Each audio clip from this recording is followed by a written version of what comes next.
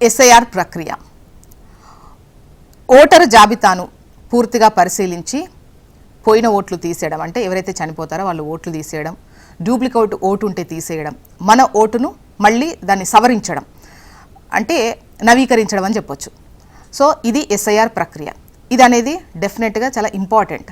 కాకపోతే ఇప్పుడు 24వ తేదీతోని మనం ఏవైతే మన ఫామ్స్ ఎన్యూమరేషన్ ఫామ్స్ కంప్లీట్ చేసి ఇచ్చే టైం ఉందో 24th, బట్ ఇప్పటికీ స్టిల్ చాలామందికి ఎన్యూమరేషన్ ఫామ్స్ అందనటువంటి సిచ్యువేషన్. మరోవైపు అంగన్వాడీలపై ఈ బాధ్యత ఉన్నటువంటి క్రమంలో ఈ బిఎల్ఓలు ఎవరైతే వస్తున్నారో వాళ్ళకు కూడా కొన్ని డౌట్స్ ఉన్నాయి, వాళ్ళు కూడా సరిగా ఫిల్ చేయట్లేదు అంటున్నారు. అండ్ చాలా చోట్ల ఎన్యూమరేషన్ ఫామ్సే అందనటువంటి సిచ్యువేషన్ ఉంది. అసలు ఏం జరుగుతోంది అంటే దీనికి ఆల్టర్నేటివ్ ఇంకేమైనా ఉందా, అంటే మనం ఆన్లైన్లో ఏ విధంగా అప్లై చేసుకోవాలి, వాటన్నింటికి సంబంధించి ఇవాళ మనం మాట్లాడుకుందాం. గెస్టులు సిద్ధంగా ఉన్నారు. బీజేపీ నాయకులు మహేష్ గారు. నమస్తే అండి మహేష్ గారు, welcome to the debate. BRS senior నాయకులు లక్ష్మీ నరసింహారెడ్డి గారు. నమస్తే అండి నరసింహారెడ్డి గారు, వెల్కమ్ టు ద డిబేట్. చెప్పండి నరసింహారెడ్డి గారు, మీరు కూడా పలు సందర్భాల్లో ఎస్ఐఆర్కు సంబంధించి పలు విమర్శలు చేశారు. ముఖ్యంగా ఫీల్డ్ లెవెల్లో ఎటువంటి సిచ్యువేషన్స్ ఉన్నాయి? స్పెషల్ ఇంటెన్సివ్ రిపోర్ట్ తయారు చేసేటువంటి క్రమంలో ఎట్లా ఉంది? ముందుగా ప్యానెల్లో పాల్గొన్నటువంటి మిత్రులు మీకు అదేవిధంగా హెచ్ఎంటీ వీక్షకులకు నమస్కారాలు తెలియజేస్తా ఉన్నాను.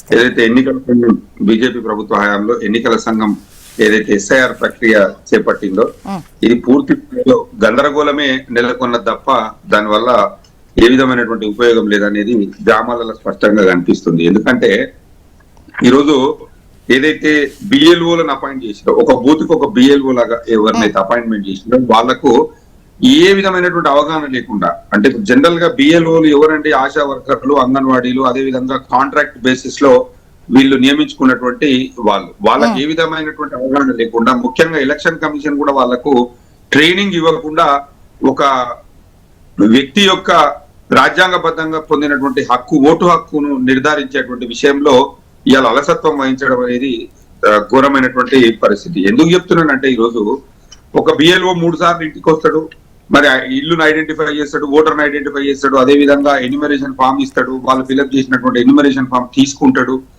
అదే విధంగా మరి ఆ ఓటును 2002లో ఉన్నటువంటి ఓటుతోటి మ్యాపింగ్ చేస్తారు. మరి వాళ్ళ యొక్క తప్పులు ఏమన్నా ఉంటే సరి చేస్తారు అని చెప్పి గొప్పగా చెప్పుకున్నారు బీజేపీ నాయకులు. చాలా సందర్భాలలో చెప్పడం జరిగింది. ఎందుకంటే అక్కడ ఏ విధమైనటువంటి అవగాహన లేదు బిఎల్ఓలకు. ఎందుకంటే నా పర్సనల్ ఎక్స్పీరియన్స్ నేను చెప్తున్నాను మేడం. 2002 ఓటర్ తో మ్యాపింగ్ చేసినప్పుడు 2002 ఓటర్ లిస్ట్ అనేది అక్కడ ఉండాలి. ఆ 2002 ఓటర్ లిస్ట్ అనేది లేదు చాలా దగ్గరలో, చాలా బిఎల్ఓల దగ్గర లేదు.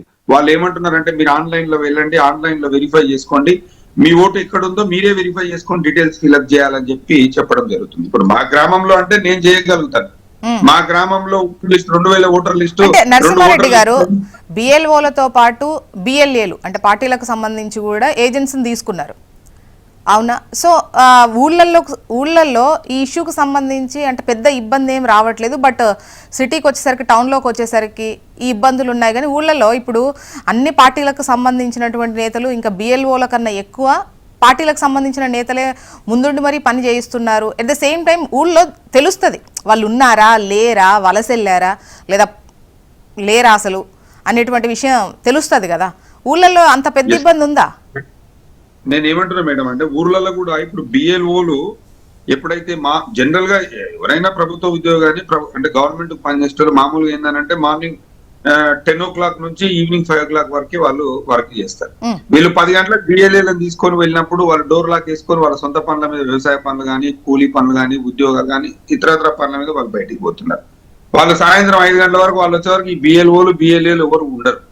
జనరల్ గా ఏంటంటే బిఎల్ఓలకు అవగాహన లేదు. ముఖ్యంగా ఏంటి అని అంటే గ్రామాలలో ఈ ప్రజలకు కూడా అవగాహన కల్పించినటువంటి పరిస్థితి. అంటే ఈ ఎన్యూమరేషన్ ఫామ్ ఇస్తున్నారు కదా మేడం, ఈ ఎన్యూమరేషన్ ఫామ్ ఇస్తే చాలా మందికి ఏంటంటే నిరక్షరాస్యులు ఎవరైతే ఉన్నారో వాళ్ళు ఏమనుకుంటున్నారంటే మా ఓటు వచ్చేసింది, మా ఓటుగో మా ఫోటో ఉన్నది, మా ఫోటో ఉంది కాబట్టి నాకు ఓటు వచ్చేసింది, నేను దీని మీద ఏం చేయాల్సినటువంటి అవసరం లేదనే భ్రమలో ఉన్నారు. ఇంకోటి ముఖ్య విషయం ఏంటంటే ఎవరైతే బిఎల్ఓలు ఇప్పుడు ఓటర్ దగ్గరికి పోతున్నారో, ఓటర్ దగ్గరికి పోయినప్పుడు ఎన్యూమరేషన్ ఫామ్ ఇచ్చినప్పుడు ఎన్యూమరేషన్ ఫామ్ వాళ్ళకు ఇచ్చినప్పుడు వీళ్ళ దగ్గర అక్నాలెడ్జ్మెంట్ లేదు, బిఎల్ఓ దగ్గర తీసుకున్నట్టు వాళ్ళ దగ్గర ఏమీ లేదు. మళ్ళీ ఎన్యుమరేషన్ ఫామ్ ఫిల్అప్ చేసిన తర్వాత కూడా ఎవరైతే ఓటర్ ఉన్నారో వాళ్ళు బిఎల్ఓలకు రిటర్న్ ఇస్తారు కదా ఫామ్, ఆ రిటర్న్ ఇచ్చినప్పుడు కూడా వీళ్ళ దగ్గర ఏ విధమైనటువంటి ఆధారం లేదు, మేము ఫామ్ ఫిల్అప్ చేసి ఇచ్చినాము అని చెప్పి అక్నాలెడ్జ్మెంట్ అనేది ఏది లేదు. మూడోది ఏంటంటే ఈ ఎన్యుమరేషన్ ఫామ్ ఎవరైతే బిఎల్ఓలు తీసుకున్నారో దాన్ని స్కాన్ చేసి వాళ్ళు అప్లోడ్ చేస్తున్నారు, డిజిటలైజేషన్ చేస్తున్నారు. ఆ డిజిటలైజేషన్ చేసిరా చేయలేదా అనేది కూడా మనకు నిర్ధారణకు వచ్చేటువంటి పరిస్థితి లేదు. ఎందుకంటే మనము మొబైల్ నెంబర్ రాయాలని చెప్పి దాంట్లో ఒక కాలం ఉంది. బట్ ఇప్పుడు అన్ని ఆన్లైన్ లో చూసుకునేటువంటి అవకాశం ఉంటుంది. ఇప్పటికీ మన నెంబర్ ఈసీ యాప్ ఉంటుంది, అందులో కూడా మనం వెరిఫై చేసుకోవచ్చు. ఎపిక్ నెంబర్ ని పెట్టి చేసుకుంటే ఉందా లేదా తెలుస్తుంది. మీరు అనేది 100% కరెక్ట్ మేడం. ఆన్లైన్ లో ఏం చూసుకోగలుగుతారు మేడం? చదువుకున్న వాళ్ళు, కొంత మొబైల్ మీద అవగాహన ఉన్న వాళ్ళు, ఇంటర్నెట్ మీద అవగాహన ఉన్న వాళ్ళు చూసుకోగలుగుతారు. ఇప్పుడు గ్రామీణ రూరల్ ఏరియాలలో మామూలుగా రోజువారీ పనిచేసుకునే వాళ్ళు, చదువు రాని వాళ్ళు ఏం చూసుకుంటారు మేడం? వాళ్ళకు అసలు అవగాహన ఎక్కడ ఉంటుంది చెప్పండి. ఇప్పుడు ఎన్నిసార్లు వాళ్ళు మీ యొక్క పేపర్స్ ఇవ్వాలని చెప్తే మీ యొక్క పేపర్స్ ఇవ్వాలని చెప్తే లేకుంటే మీ యొక్క ఐడి కార్డు కానీ అవన్నీ ఇవ్వాలంటే వాళ్ళు భయపడతారు, ఎందుకు అడుగుతున్నారు వీళ్ళు అనేటువంటి ఒక భయం ఉంటుంది. ఇప్పుడు గవర్నమెంట్ అదే నరసింహారెడ్డి గారు అర్థం కావట్లేదు. ఇప్పుడు మనం ఏదైనా అప్లై చేసినప్పుడు లోనే అనుకోండి, పోనీ ఏ విషయానికి అప్లై చేయాలన్నా, ఇప్పుడు ఆధార్ అప్లై చేసుకుంటున్నాం, లేకపోతే పాన్ కార్డ్ అప్లై చేసుకుంటాం, ఇవ్వలేదు లోన్ అప్లై చేసుకుంటాం, ఏం కావాలన్నా కూడా ఏ ప్రూఫ్ కావాలంటే ఆ ప్రూఫ్ ఎక్కడి నుండైనా పట్టుకొస్తాం. ఓటర్ ఐడి అనేది డెఫినెట్గా ప్రతి ఒక్కరికి ఉండాల్సిందే. సో దానికోసం ప్రూఫ్స్ ఇవ్వాలి అనడం తప్పేంటి? ఎందుకు ఇవ్వాలి అని అంటే అదేం లేదు. ప్రూఫ్ అడగడంలో తప్పులేదు, అదే అంటున్నా, ప్రూఫ్ అడగడంలో తప్పులేదు. కానీ ఆ ప్రూఫ్ అనేది ఇప్పుడు డిజిటలైజేషన్ బిఎల్ఓలు డిజిటలైజేషన్ చేస్తున్నారు. మీ డిజిటలైజేషన్ ప్రక్రియ పూర్తయింది అని చెప్పి ఒక మెసేజ్ SMS వాళ్ళకు వస్తే బాగుంటది కదా. అంటే అసలు అంటే వీళ్ళు ఫామ్ సబ్మిట్ చేసినట్టు వీళ్ళ దగ్గర రికార్డు లేదు, అక్నాలెడ్జ్మెంట్ లేదు, ఆ తర్వాత వీళ్ళకు మెసేజ్ రావట్లేదు, ట్రాక్ చేసుకోవడానికి తెలియట్లేదు, అంతేనా? ఫర్ ఎగ్జాంపుల్ ఇప్పుడు జోష్న గారి మీద బిఎల్ఓ కోపం ఉంది, మీరు ఫామ్ ఫిల్అప్ చేసి ఇచ్చారు, మీకు అక్నాలెడ్జ్మెంట్ లేదు, మీ ఫామ్ డిజిటలైజేషన్ కూడా చేసిరో చేయలేదో మీకు తెలియదు.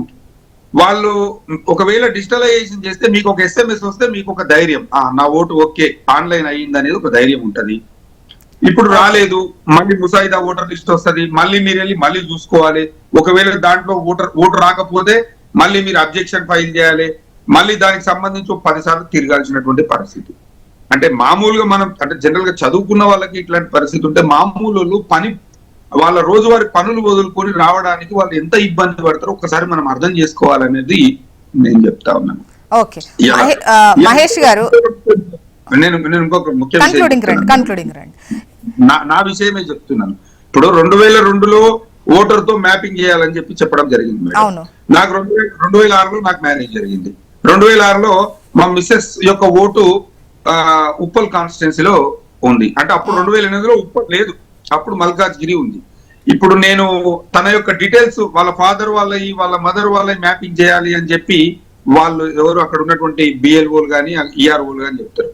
నేను ఆ ఓటర్ లిస్ట్ సెర్చ్ చేయడానికి నేను ఎంత ఇబ్బంది పడాలి అక్కడ మనకు. ఇప్పుడు అది సింపులే కదా. ఇప్పుడు 2002కు ముందు మీ వైఫ్ అక్కడ ఉన్నప్పుడు వాళ్ళ ఫాదర్ కు సంబంధించినటువంటి ఓటర్ ప్రూఫ్ అంటే ఎపిక్ నెంబర్ అండ్ ఆ ఫోటోని జత చేస్తే సరిపోతుంది కదా.